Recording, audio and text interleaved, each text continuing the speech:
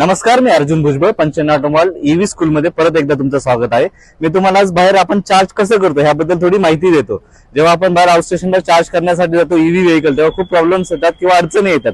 तर आपण त्याचा एक प्रात्यक्षिक बघूया की आपण कसं चार्ज करू शकतो.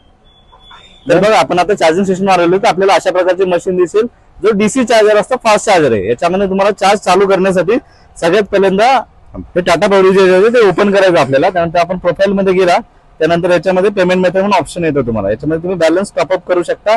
जे काही अमाऊंट असेल इथे टाकून 500 रुपये टाकून तुम्ही ते प्रोसेस करून तुमच्या वॉलेटमध्ये पैसे घेऊ शकता.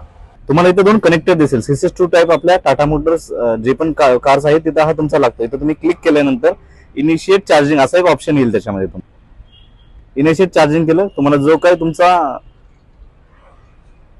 अमाऊंट आहे, समजा आता 100 रुपयाचा आपण चार्ज केलं,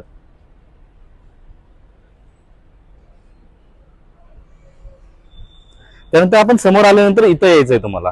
इथं जेव्हा तुम्हाला कनेक्टेड टू डीव्ही असं तुम्हाला लिहून येईल, तेव्हा तुम्ही ही जी गन आहे डीसी चार्जर गन ती काढायची आहे आणि जो तुमचा चार्जिंग पोर्ट आहे त्याच्यामध्ये लावायचे आहे.